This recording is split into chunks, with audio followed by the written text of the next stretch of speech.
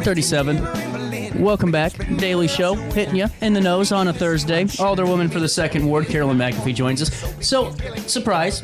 I really felt bad at first because I thought I made an uh-oh, and I booked you and your opponent on the same day, and I thought, I don't think I did that. And then I didn't realize you're on the Pride board. Yes. Well, that was a good day for Pride yesterday. Yes, since 1984. $5,000 though for you guys yesterday from Great Rivers and Routes, and then the T-shirts. But like I said, it was just kind of out of all the times that we've talked, I didn't put 2 and 2 together. So now we have the official interview, State of the Race. Do. You were sick a couple weeks ago. You and I had like some type of flu, didn't we? Because we were sick around the same time. Yeah, I had a cold. Oh, well, yeah. We're here now. Yeah. And 2 weeks away from the election.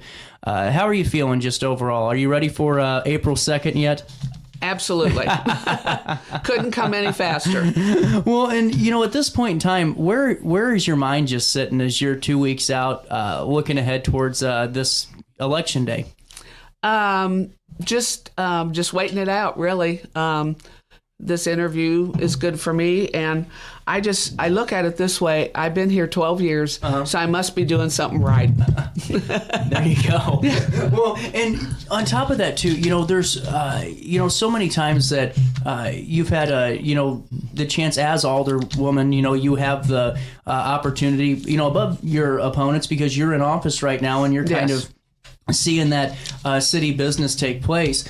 How have recent, city business and just council meetings gone, and how has that affected your campaign? Has it affected it in any way? Have people kind of taken more notice of council meetings lately? I think they have, yes, and we've had a couple of incidents that, the vote wasn't really right, and yes, that does affect any alderman who's running for a position right now. So in how we vote, I try to vote what's best for the city. And, with that being said, too, as you're looking forward, if you're elected on April the 1st, and this is something, last time we talked a few months ago, truly about the campaign, because, everyone got to this time around. It was about just kind of getting to know you and your background a tad bit more about, what makes you Carolyn MacAfee. But now going forward, what are your plans for the 2nd Ward? I know that when you came on, you were talking a lot about, parks and you were talking about Ward 2 meetings and doing like a bilateral meeting with Ward 1 in conjunction with them. But right now, as it sits, is there anything that's really on the top of your mind, that front priority on April 2nd if you're reelected? Well, I think the ward meetings would be that. I've been going to Ward 1's meetings, and anybody can go to those. You don't have to be in Ward 1 to go to the meetings. And so I chose to combine the meetings with Ward 1 as I continue on. Chris Bone will be probably alderman of 1st Ward, and as a new person, he doesn't really have the experience. So we thought it was a good idea. I ran it past Betsy. She thought it was a good idea. And even some of the people from Ward 1 would like to know what's going on in the other wards, and it gives you a chance to meet those people.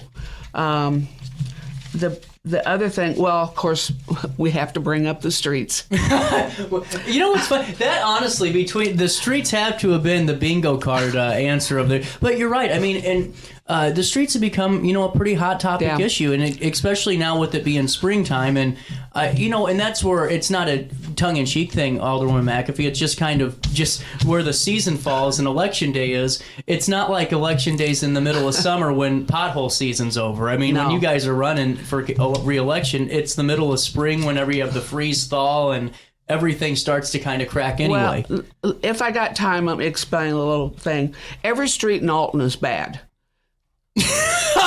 Okay. Except for some of the main streets, like they redid College Avenue, Washington, those streets. There is something in works to do part of State Street from Logan all the way down now to 9th.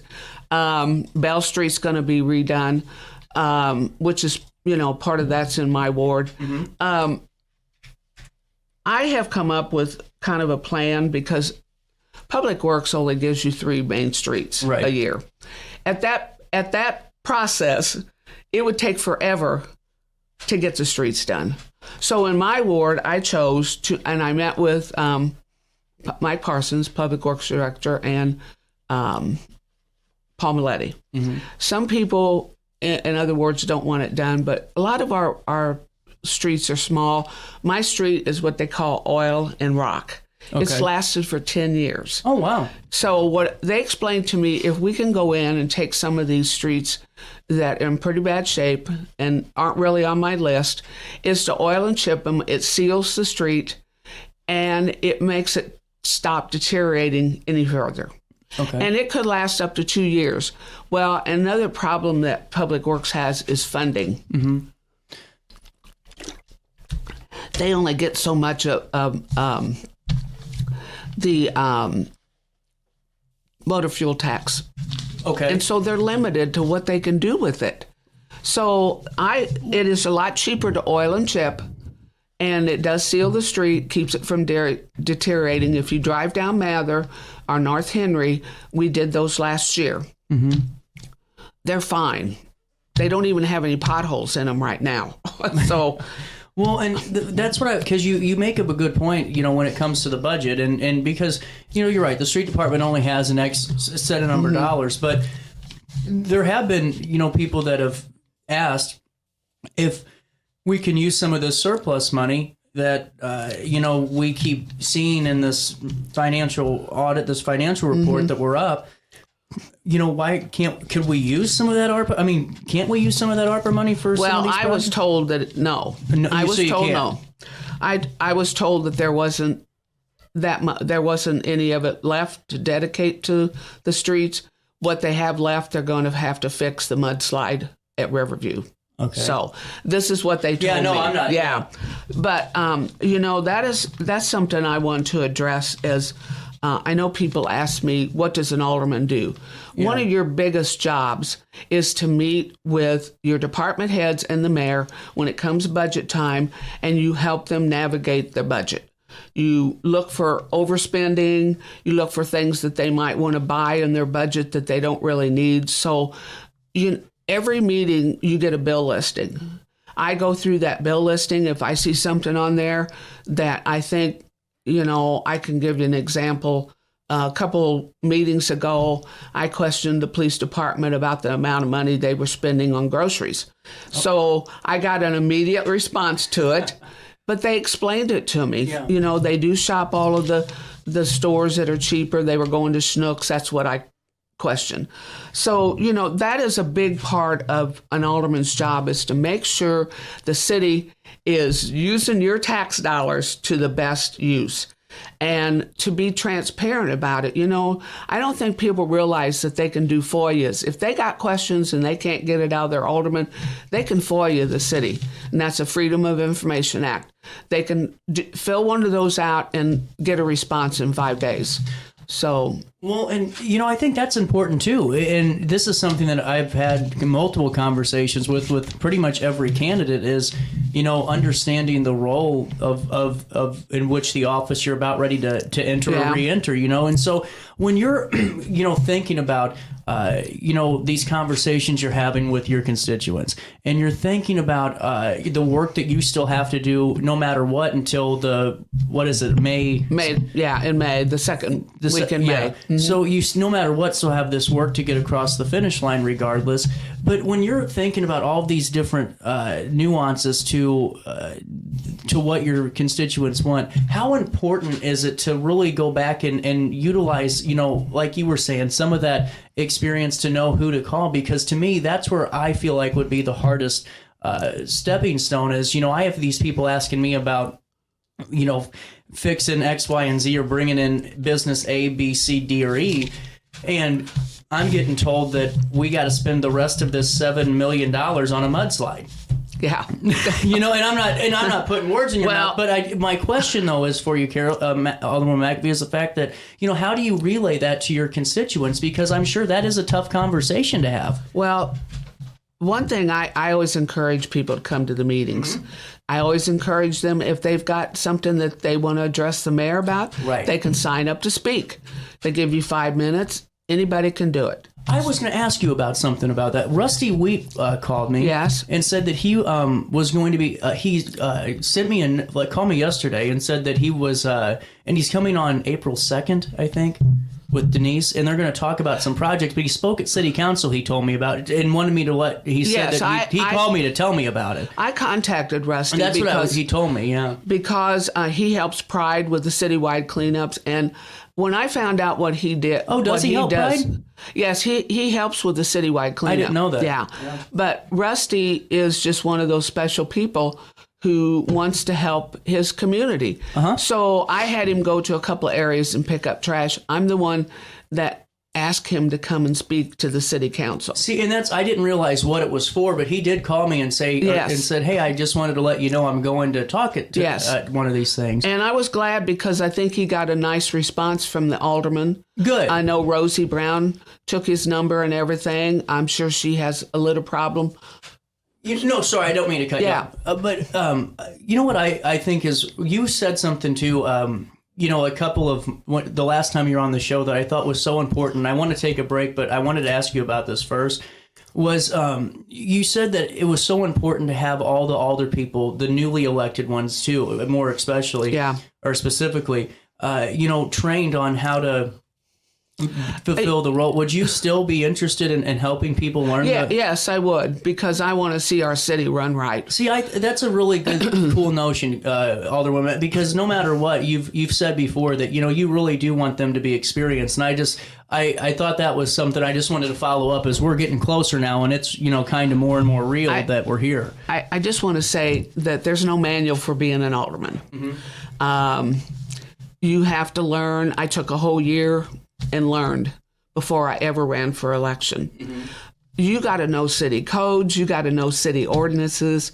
There's a lot of things that you have to know that it's not in a book somewhere. Right. And, I encourage anybody in my ward, they can call me. I have a city website, city email. They can send me an email. I respond. I check it every day. I will respond to you. I just had a couple send me an email about getting a children at place sign on their street because the kids play in the street. And I think that was 2 days ago and the sign's already up, I think. So cool. I'm very quick to act. I know what to do. I know where to go. I just encourage people to reach out to me.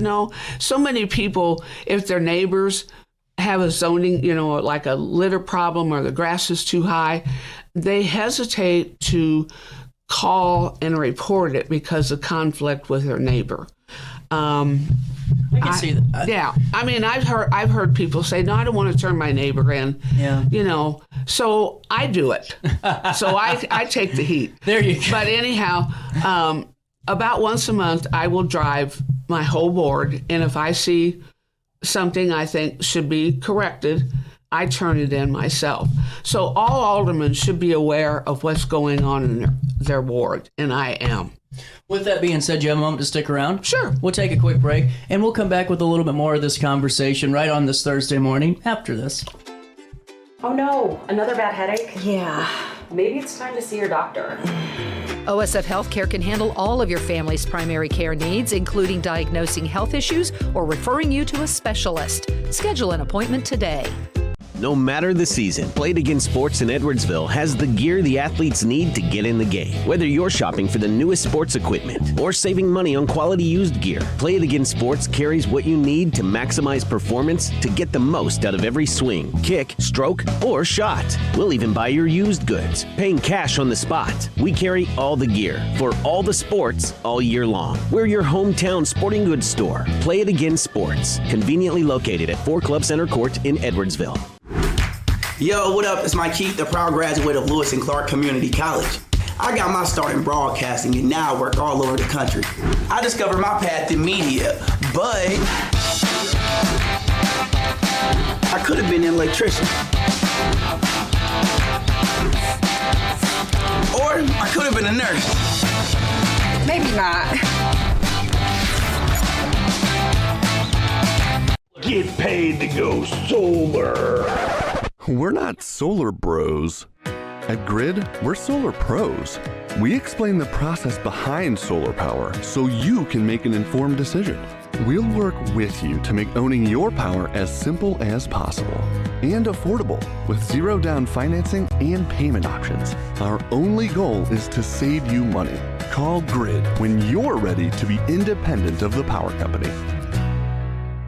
Looking for the best barbecue in Madison County? Head over to Carver's Barbecue in Godfrey, Illinois. From loaded barbecue nachos to mouth-watering pulled pork, brisket, ribs, and more, Carver's serves up award-winning flavors you'll love. Family-owned, Carver's is all about fresh, made in-house dishes served daily. Come visit us at 2716 Groveland in Godfrey, or give us a call at 618-467-9999. Order online, get it catered, or stop by for the best smoked meats around. Where great flavors meet family tradition, you'll find Carver's Barbecue.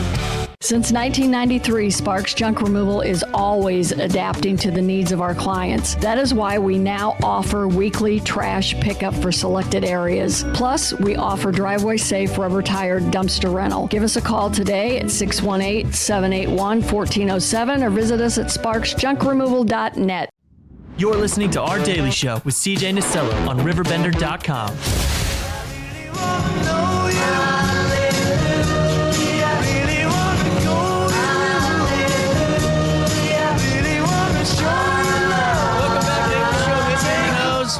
I am so behind today. 9:55, a little bit of change back. Second ward Alderwoman today. We are running late. Carolyn MacAfee. Let's talk. You kind of touched on neighbors and ordinance violations and code. That's becoming such a interesting topic, and just as my takeaway, because I've said on the show, I live in the second ward, and it's the issue I have with it so many times is you see these homes that I don't feel are being properly licensed for. I mean, it looks like there's multiple families living in the same rental house, and it's like, is it actually zoned for that? Is it actually the right, is this actually the right type of thing for the community? Because what happens is you get a lot of turnover, and then folks are seeing these houses that sometimes just sit vacant for years and become fire hazards. You got one right on Elm Street. Oh, do I? Right. Oh, I do actually. There's a big one right on it. There's a double-decker. There's one right there across from McKinley School. Yeah. We can't find the owners. And without the owners, and we can't even take this to court to get it demoed because we can't find the owners. There's lots of houses in all over the city like that. Why can't you find? And this is they have no family, or they've been deceased, or they've just completely left the area. And when it comes to this issue, I remember when there was a zoning issue up in like the Middletown area. Maybe it was for the rehabilitate, like the home halfway house type of thing.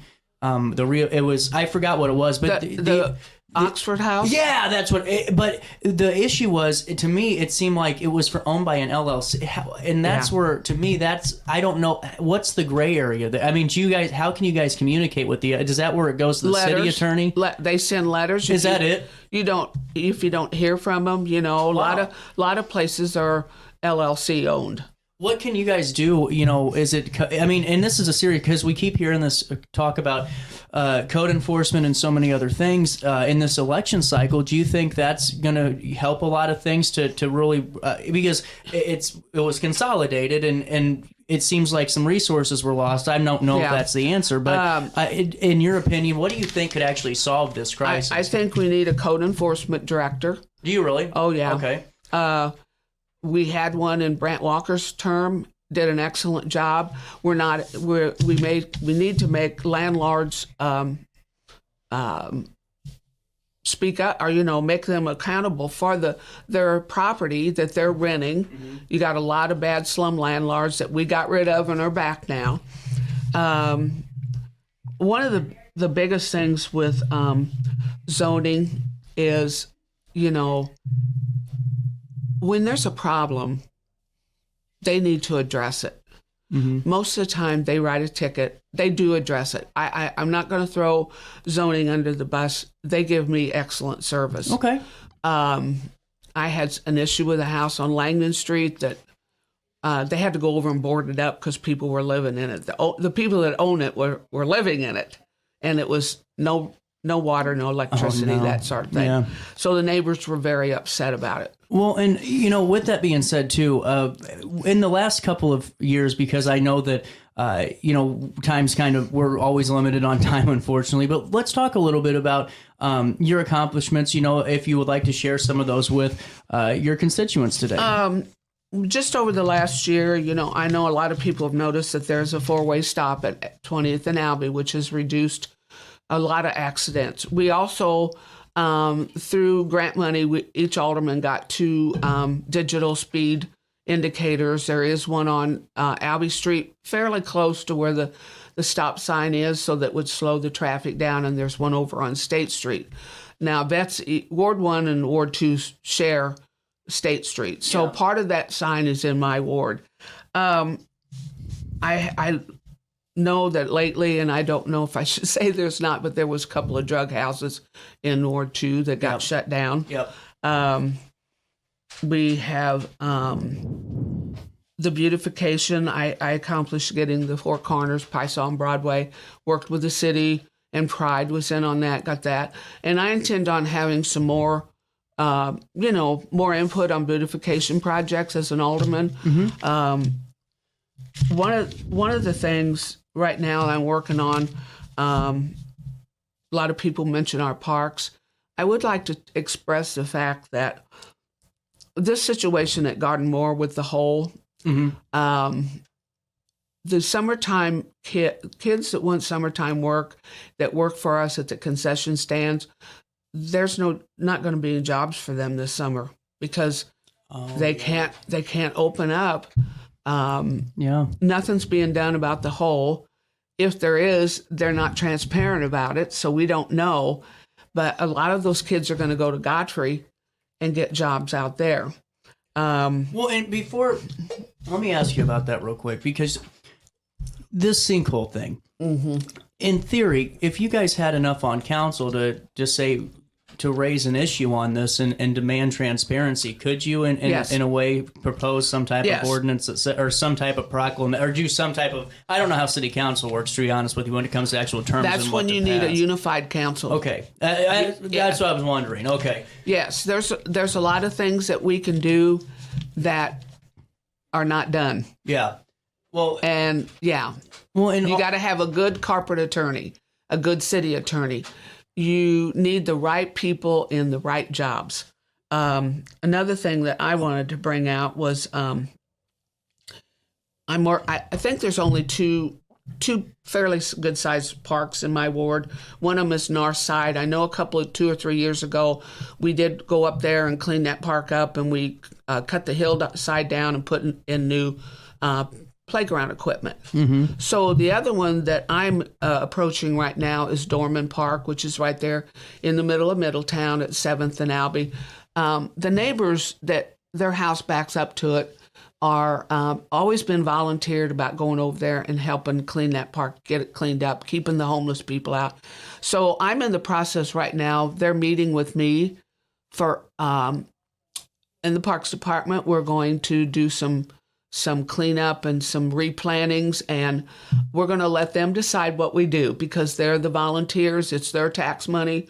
So that is one of my projects for the summer. Mm-hmm. Another one is with Pride in the city. We're going to put banners up and down Broadway and at Lincoln Douglas. So that's kind of my beautification project for me. And no, it's not in my ward, but then I converse with Ward 1 alderman who goes along with that. I'm sorry. Well, it's okay. I got to have it's okay. The town hall meetings, I will like to say there will be one in April. It's on the 3rd Wednesday night at City Hall from 6:30 to 8. So anybody, if elected or not elected, I will still go to those meetings. They will be a combined meeting with Ward 1. Okay. So just that way I can get new constituents come in, get some information from you and that sort of thing. Well, and before I let you go, because we have been talking for almost 30 minutes now. I'm sorry. No, it's okay. Hey, it's all good because it's great for the community to hear this. What's your final thought just as you're 2 weeks away? What's your final message to the voter? go vote. Please, I'm begging you. If you're not happy with what's going on in the city, this is your chance to change things. You know, this is your chance to speak out and let people know you want a new administration. Yeah. So it's you know, you can do early voting right now. Now, I'm one of these traditional people. I like to vote on voting day, which is April 1st. So that's all I'm asking. Please go vote. You know, put down, you know, maybe you don't like the mayor candidates. Maybe you don't like me. Maybe you don't like whatever. But express yourself. Go vote. That's what the city is yours. The money, the tax dollars is your money. So you do have a say in what happens, but you got to vote. And you got to get the right person in the right job. Alderwoman MacAfee, thank you so much for your time. You're welcome. We'll take a quick break. More State of the Race coverage. After a brief pause, we're going to talk to the Illinois Boots and Saddles Club real quick and getting an update on one of their events that's coming down the pipeline. And then we'll be talking to Mayor Mike McCormick. The show's going to go extended past the 11 o'clock hour today. I'm running a little bit behind. We'll do live reads tomorrow. I love my sponsors. We'll come back with more after this.